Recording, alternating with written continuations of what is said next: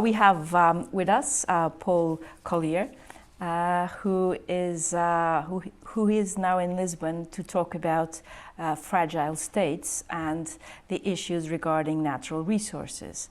Paul, as we all know, published a very influential book called The Bottom Billion almost 12 years ago, which is, when you think about it, it seems like yesterday. And I would like to start with that, Paul, if that's possible. Revisiting the book and the argument, do you still think it stands? And where would you, because at the end of the book you give some policy advice and advices. So where would you, how would you rewrite the book today? Because it's 12 years, it's like so much time.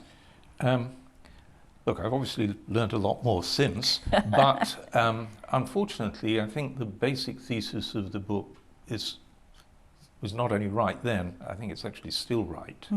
That unfortunately there are a group of countries at the bottom of the world economy who've largely been bypassed by rising global prosperity and are still struggling. Some have escaped, but not many. Transformation is hard, and that's what we're talking about. It's the transformation out of being trapped in a syndrome that keeps you in poverty. And I think the Bottom Billion didn't do a bad job at sort of explaining the nature of the traps. I would write a different and better book now, and I will, but I think it's still, unfortunately, valid. Okay, and I think that one of the issues when I was rereading it for this interview, at some points I just suddenly realized that, for instance, one of the traps could actually apply to some European countries at the moment, which is the issue of governance, which is, I think, your fourth trap when you identify common trends within these countries, which is issues, for instance, such as illiberal democracy, issues regarding rule of law. So in that sense, some of the traps they are not exclusive to underdeveloped or developing countries in that sense. Far from it. Far from it. Last year, together with Tim Besley at the London School of Economics, we co-directed a commission on state fragility. It was chaired by Donald Kaberuka and David Cameron, so serious stuff. But nowhere there did we have a list of fragile countries. We think that's a mistaken idea. It's not that there are a group of fragile countries, it's that there are conditions of fragility which can apply to any country. And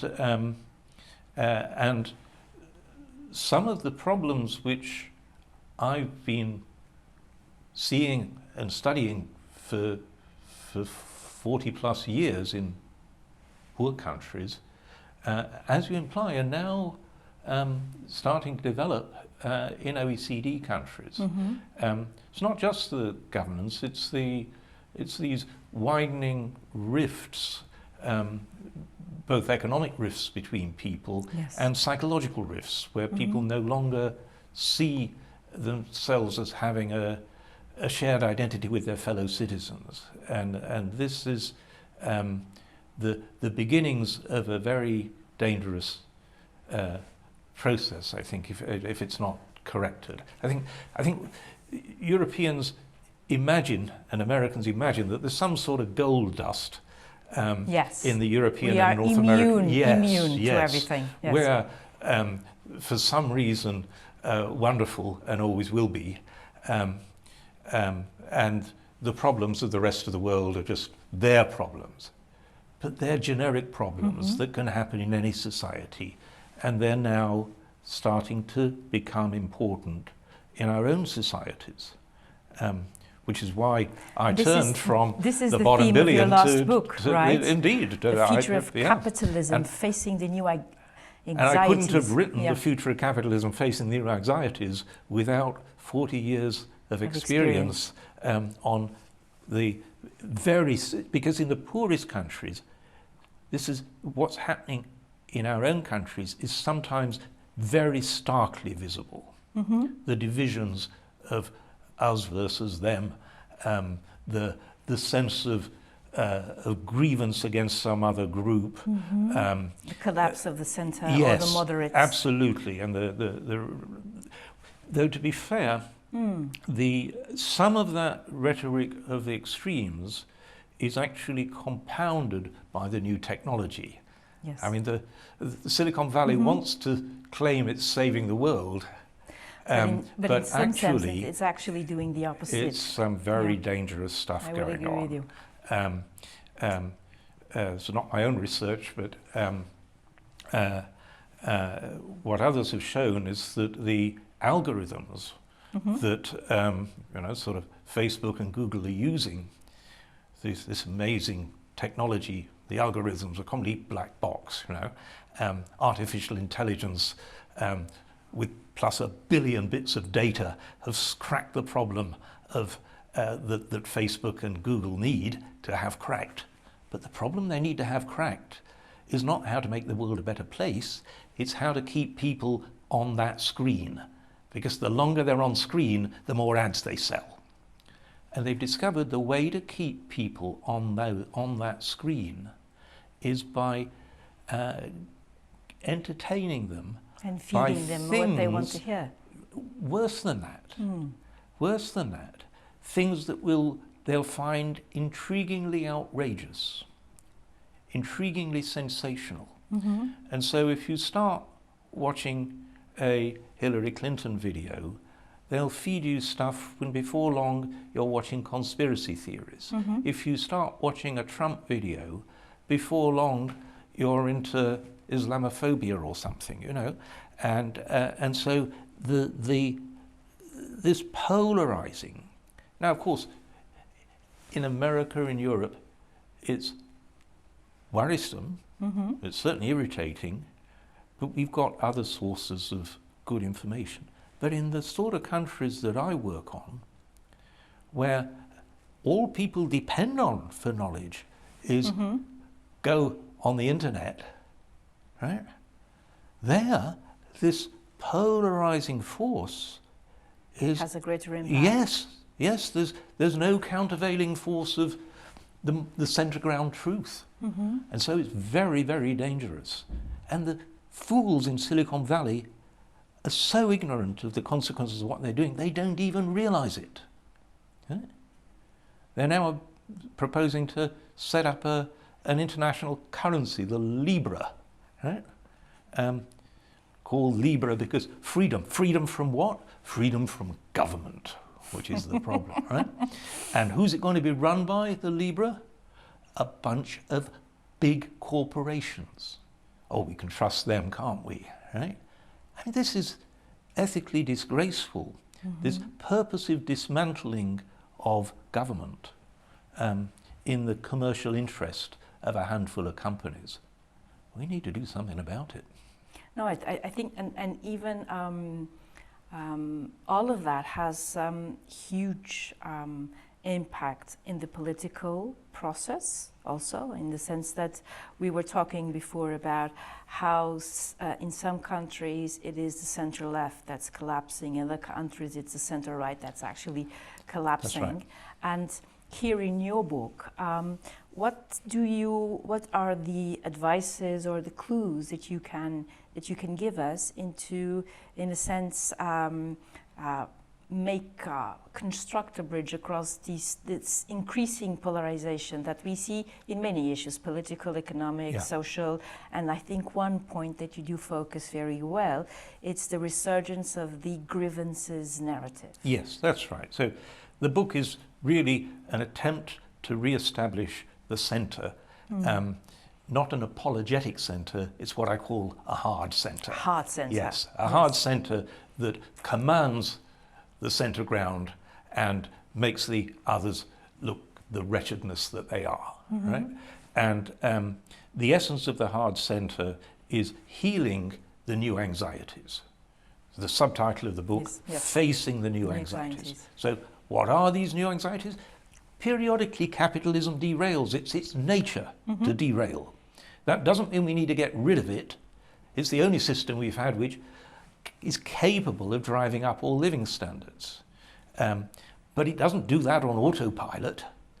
And so if you leave it on autopilot, over the course of 20 years or so, it's quite likely to derail. Yes, absolutely. It's derailed now. It's derailed big time, which started around 1980. So we've had 40 years of progressive derailment in which the poorer regions have got poorer relative to the successful metropoles, and the less skilled people with manual skills have got poorer relative to the well-educated people with fancy skills. And so we've had one bunch of people on a 40-year up escalator. Yes, absolutely. Who think we're just doing great. And they think, why are they doing so well? Because we deserve it. We've got all these skills, and aren't we clever? And then there's another group that's been on a down escalator for 40 years, and they feel neglected, abandoned, angry. Angry. And you can't blame them. Now, of course, they don't have any solutions. You know, in Britain they voted for Brexit, in America they voted for Trump. Brexit and Trump are not going to provide solutions for them, they're going to deepen their problems. But you can't blame them for being angry. The people I'm angry with are the successful people who walked away from their obligations to others, instead of using their position to actually address the new anxieties that were being thrown up. It's not a new thing that capitalism derails. No, it does. It keeps derailing. The first big derailment was in the 1840s, about 50 years after capitalism had started. And it was in the northern cities of England where capitalism was invented, and where I was born. I was born 10 miles from the first factory on Earth, the World Heritage Centre. Right? My German grandfather moved from an impoverished German village to the fastest growing city in the whole of Europe, Bradford. Bradford? Yes. And Bradford was highly productive. All the mills clustered together, so people crowded in. And by the 1840s, it was the nearest we've ever got to hell on earth outside the context of war. Because when you crowd people together and have no public policy at all, you get a health crisis. 1849, cholera breaks out in Bradford.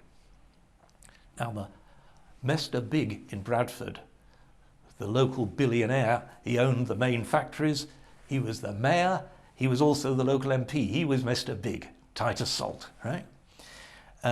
But the fact that thousands of his employees and citizens were dying on him seems to have seared his soul, because he became the first industrial philanthropist. He gave away his entire fortune. He was Bill Gates before Bill Gates, right? And he built the first purpose-built town for his workers on Earth. He was tight as salt. It was called Saltaire. It's now a World Heritage Centre, right? Yes. The rest of his fortune he gave away to the people of Bradford. And they responded. Both the workforce was loyal, and the people of Bradford celebrated him. There's a great statue there. He's still a hero in Bradford, right? That was responsible capitalism, recognizing obligations. Just a few miles away from Bradford is Rochdale. Rochdale. By the 1840s, that's also hell on earth.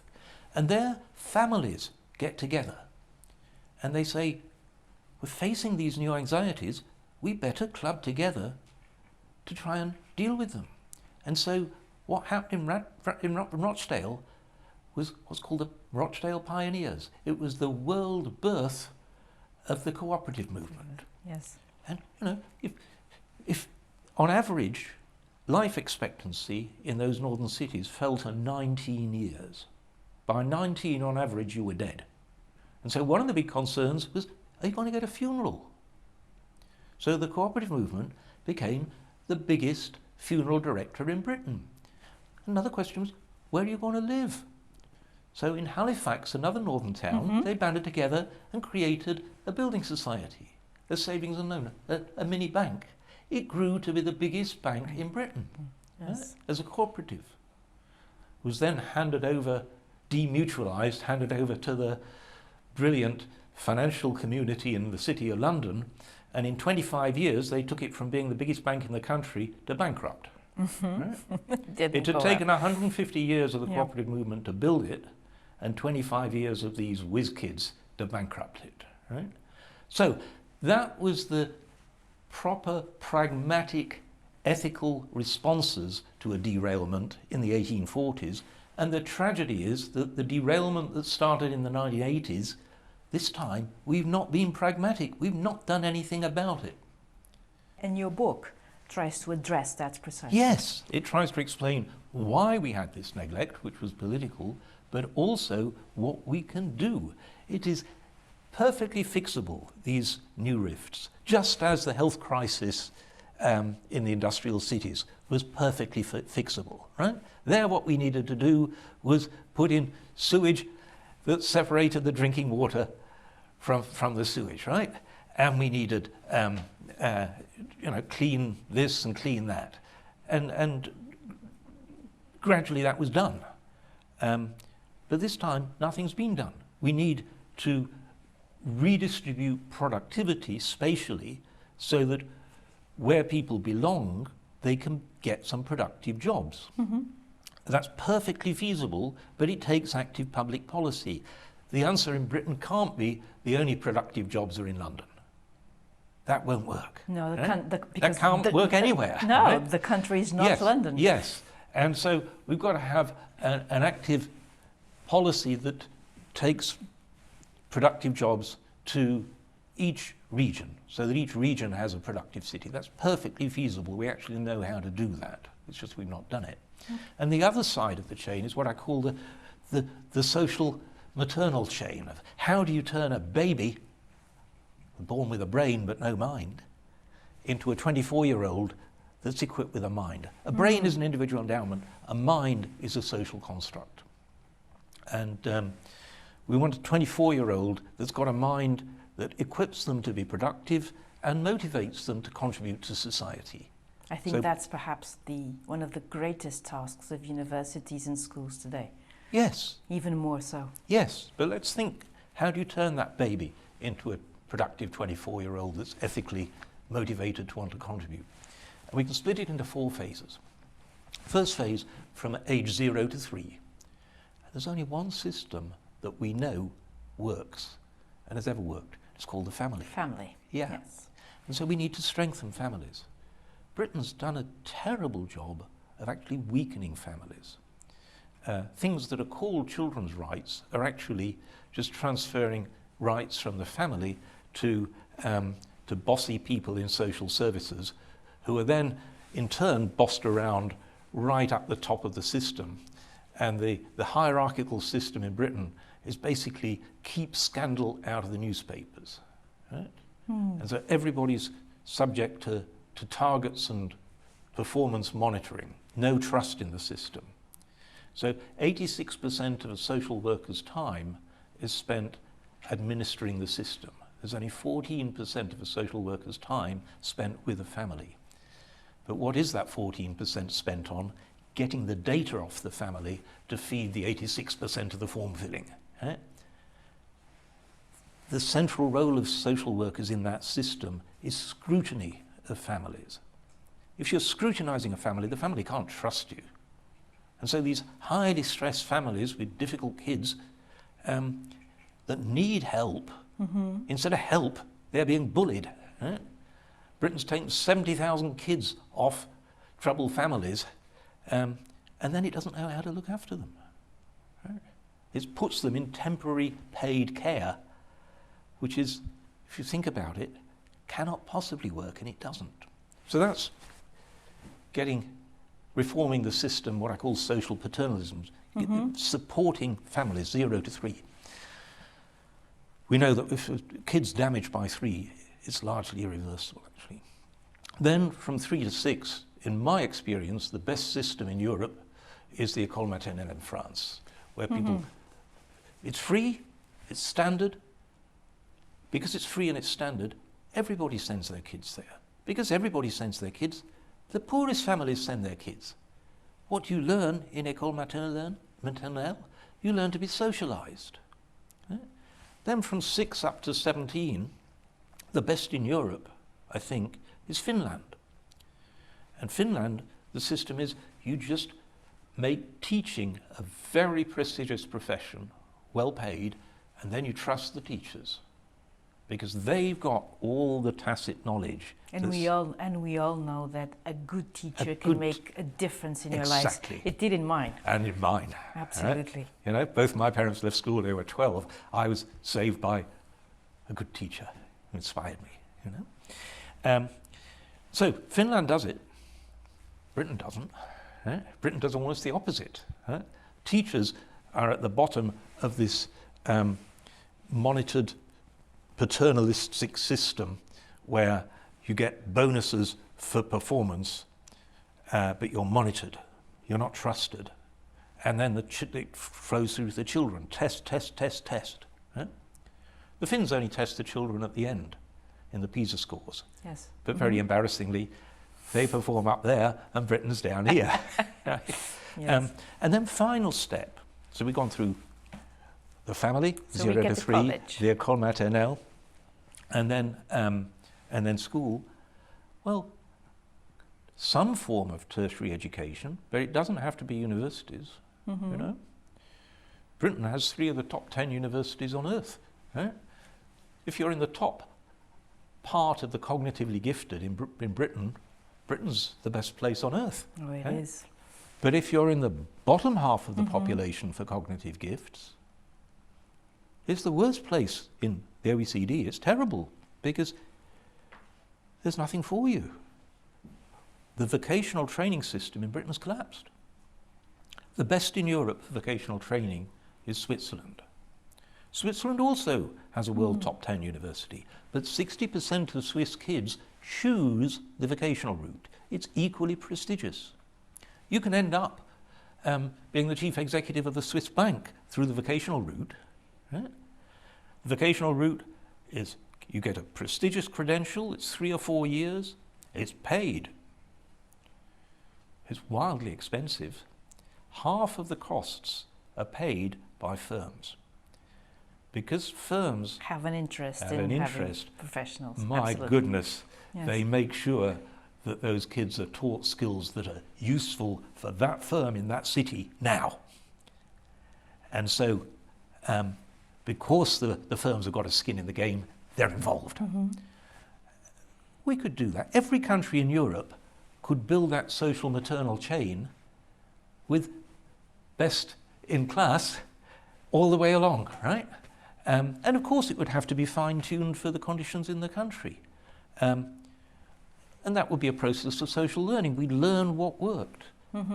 But instead, what we've got is ideologies that have just, certainly in Britain, messed up every damn stage of that chain. So, just to put it all together, we need a chain that produces a skilled and motivated 24-year-old. And then we need a process in which firms have got a responsibility and incentives to go to provincial cities and provide purposive jobs. Those are the two halves of the heart centre. Yeah, of the heart centre. Of the heart centre. And it's doable because it's already done bits in different countries. And the tragedy is that we haven't done it. Fortunately, there's an awful lot of the future left, right? So we do end on an optimistic note. Yes. Yes, the whole book's an optimistic book because it says, here are the new anxieties. They've been neglected. No wonder our societies are blowing up. Well, we can fix them. We fixed the derailments in the past when we were much poorer. It's ridiculous that we've not fixed the present derailments. They're no more difficult. We need to do it. There's been a failure of politics, and that can be put right by citizens realizing that that's the failure. That's why citizens need to watch something like this and work out the implications for their own action. Yes, The book is full of vignettes of people who can make a difference in their communities. It's not just national politics, it's what you can do in your own community.